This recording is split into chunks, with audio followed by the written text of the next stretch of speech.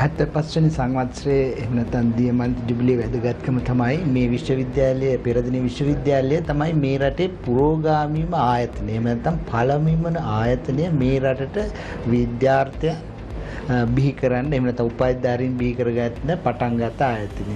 මේක ඉතිහාසයට ගිහිල්ලා අපි පොඩ්ඩක් බැලුවොත් 1920 ගණන් වල ඉඳලාම විශ්වවිද්‍යාලයේ අවශ්‍යතාවය 1900 ගණන් වල ඉඳලාම පැන නැගුණු අවශ්‍යතාවය 1921 වෙනකොට යුනිවර්සිටි කොලෙජ් කියන සිලෝන් යුනිවර්සිටි කොලෙජ් එහෙම නැත්නම් ලංකා විශ්වවිද්‍යාල කොලීජිය කියන තත්ත්වය තමයි තිබුණේ.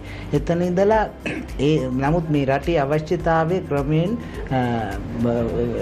තීව්‍ර වෙන්න ගත්ත විශ්වවිද්‍යාලයක් සඳහා තියෙන ඉල්ලීම. මෙහෙම යනකොට 1926 විතර වෙනකොට 26 විශේෂ කොමිටියක් පත් කරා මේ සඳහා ක්‍රියා කරන්න. ඊළඟට ඒක ශක්තිමත් කරන්න නැවතවරක් 28 වෙනකොට තව කොමිටියක් පත් කරා. ඒ කොමිටිය මගින් තමයි මේ හුඟක් තීරණ අරන් තියෙන්නේ. ඒ තීරණයක් කරා විශ්වවිද්‍යාල ලංකාවේ පිහිටවන්නත් ඒකේ කොහෙද පිහිටවන්නේ නම මොකද්ද ඔය වගේ ආදි වශයෙන් තීරණය කරලා ක්‍රමක්‍රමයෙන් කාලය යෑමෙන් ගෙවී යනකොට 1941 වෙනකොට සර් අයිවර් ජෙනිස් කියන මහාචාර්යවරයාට ලංකාවෙන් ආරාධනයක් ලැබෙනවා විශ්වවිද්‍යාල පිහිටවීම සඳහා ලංකාවට පැමිණෙන්න කියලා. ඔහුට ඇත්තටම මේ වෙනකොට තීරණය වෙලා තිබ්බා මේ පේරාදෙනියට ගෙන යා යුතුයි කියලා. මොකද පේරාදෙනිය දුම්බර අරුප්පල වගේ හුඟක් තැන් ගැන කතා වෙමින් තිබුණා. එතකොට 1941 මෙතුමා ලංකාවට එනවත් සමගම එතුමා කියනවා අපි විශ්වවිද්‍යාලයේ ඒ වෙනකොට තැන තෝරාගෙන ඉවරයි. මොකද තෝරාගෙන 1938 වෙනකොට ඉඩම් පවරා ගැනීමත් කෙරීගෙන යනවා.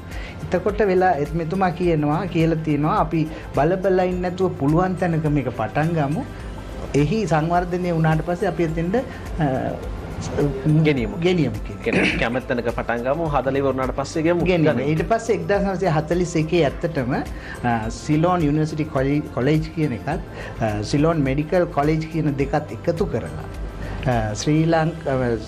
සිලෝන් යුනිවර්සිටි ඔෆ් සිලෝන් කියන එක ඇති කරගෙන තියෙනවා. ලංකා විශ්වවිද්‍යාලය. ඒ අතරතුර පේරාදෙනිය කියන ප්‍රදේශය තෝරාගෙන අවශ්‍ය කටයුතු කෙරෙමින් ගොඩනැගිලි සහ සියලුම දේවල් සම්පාදනය වෙමින් ගිහිල්ලා තියෙනවා. මෙහෙම යන කාලේ ඉදිරියට යමින් ඉතිලා 1952 වෙනකොට එහි සම්පූර්ණ ගොඩනැගිලි සහ නිර්මාණ අවසන් වෙමින් කරලා කොටස් වශයෙන් කොළඹ ඉඳලා පටන් ගත්ත තැන ඉඳලා ක්‍රමානුකූලව කොටසින් කොටස පේරාදෙනියට ගෙනිහින් තියෙනවා. ඔහොම තමයි ගමන් මගේ. ඒක තමයි මේ කොළඹ ඉඳලා ගිහිල්ලා පේරාදෙනිය විශ්වවිද්‍යාලය ස්ථාපනය කර එතන ඉඳලා ඉදිරියට ගිහින් තියෙන්නේ ලංකා විශ්වවිද්‍යාලය හැටියට. ඉතින් එහෙම ගිහිල්ලා 1978 පනතත් එක්ක තමයි පේරාදෙනිය විශ්වවිද්‍යාලය කියන නම පේරාදෙනියට ලැබෙන්නේ. ස්ථාවරය වෙන විශ්වවිද්‍යාලය 1978 පනතත් එක්ක ස්වාධීන ආරම්භක පීඨ දෙකයිද එතකොට? ආරම්භයේ මුලදිම පේරාදෙනියට ගෙනihin තියෙනවා පීඨ 3ක්. එහෙමයි වෙලා තියෙන්නේ. එතනින් පස්සේ තමයි ඉතිරි පීඨ කොටස් වශයෙන් ගිහිල්ලා තියෙන්නේ. ඒවත් පූර්ණ වශයෙන් නෙමෙයි. කියන්නේ ප්‍රායෝගික තත්ත්වයන්ට තමයි එහෙම මාරුවෙන් වෙලා තියෙන්නේ. එහෙම වෙලා කොහොම හරි මේ වෙනකොට දියුණුව ඉස්සරහට ඇවිල්ලා පීඨ 9ක් දක්වා අපේ විශ්වවිද්‍යාලයේ ප්‍රසාරණය වෙලා තියෙනවා. අද දවස ගැන ගත්තොත් අද දවසේ ඇත්තටම අපේ විශ්වවිද්‍යාලයේ ළමයි 12000කට අධික සංඛ්‍යාවක් එක අවස්ථාවක රැඳෙනවා.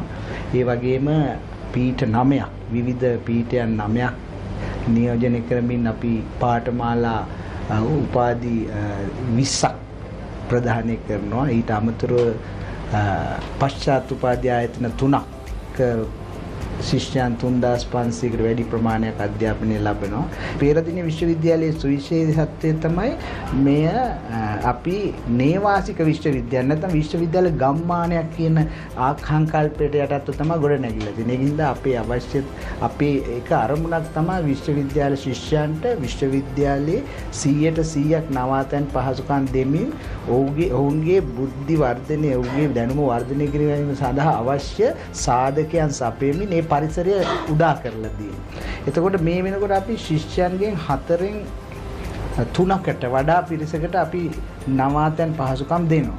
අපේ අනාගත ඉලක්කය වෙන්නේ 100% සම්පූර්ණ විශ්වවිද්‍යාල ශිෂ්‍යයන් නේවාසික අධ්‍යාපනය ලබන්න පුළුවන් පරිසරයක් ඇති කරන්න. ඒක තමයි අයෝජෙනිස්ගේ සංකල්පය උනේ. නේවාසික විශ්වවිද්‍යාලයක ස්වරූපය මේක ගත යුතුයි කවදා හරි කියලා. ඒක කෙරීගෙන යනවා ඒ විදිහටම.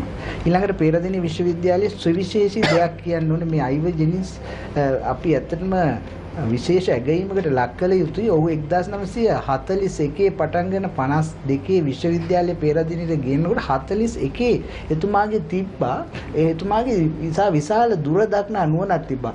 අද සමාජයේ හැඩතල එතුමා තේරුම් ගන්න හිටියා. ඒක තමයි පෙරදින විශ්වවිද්‍යාලයේ සියලුම ජාතීන්ගේ අනන්‍යතාවයන් රැකෙන විදිහට පන්සල, කෝවිල, මුස්ලිම් පල්ලිය, කතෝලික දේවස්ථානය, ක්‍රිස්තියානි පල්ලිය ආදි වශයෙන් සියලුම දේවල් එකට කැටි කරලා මේ යම් ආගමක් අදහන කෙනෙක් මේ ලංකාවේ ආගම් වලට අයත් ඕනෑම පුද්ගලයෙකුට එතන තම තමන්ගේ ඇදහිලි ඒ වගේම විශ්වාස